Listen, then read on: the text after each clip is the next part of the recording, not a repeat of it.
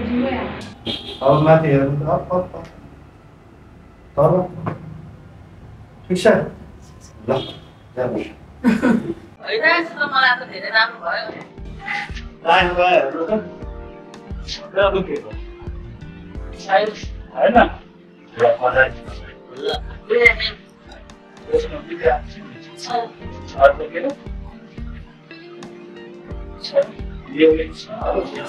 युङ्गी दर्शन children कोही आउँदाखेरि साह्रै थियो अहिले अब आउँदाखेरि गर्दै जाँदा सबैको राम्रो हुन्छ गर्दनहरू सब गर्दनहरू ढाडहरू पाटो खुट्टा घोडा गोलीगाँडो सबै अहिले राम्रो हुन्छ हेर्नुहोस् तपाईँ युरोपियन कन्ट्रीहरू अथवा विकसित मुलुकमा जहाँ गयो हुँदैन भने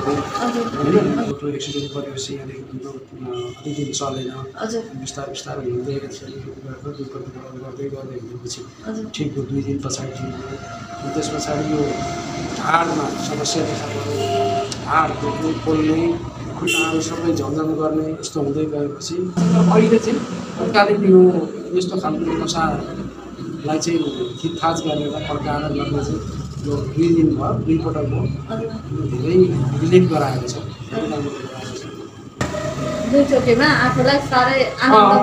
आनन्द चाहिँ आनन्द भएको छ तर त्यो उहाँले सिकाएको एक्सर्साइजहरू चाहिँ आफूले गरिरहनु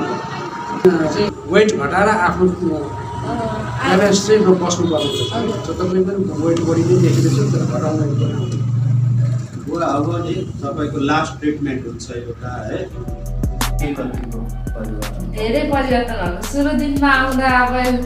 एक्सर्साइज गर्दा धेरै गाह्रो भएको थियो दुखेर हल्ला गर्ने चिच्याउने हो थियो अहिले त नर्मल अब त्यतिखेर त रुन्चे हुनुभयो अहिले हाँस्दै हुनुहुन्छ यता फर्काउँदा पनि दुख्ने उता फर्काउँदा पनि दुख्ने भएको थियो त्यतिखेर साह्रो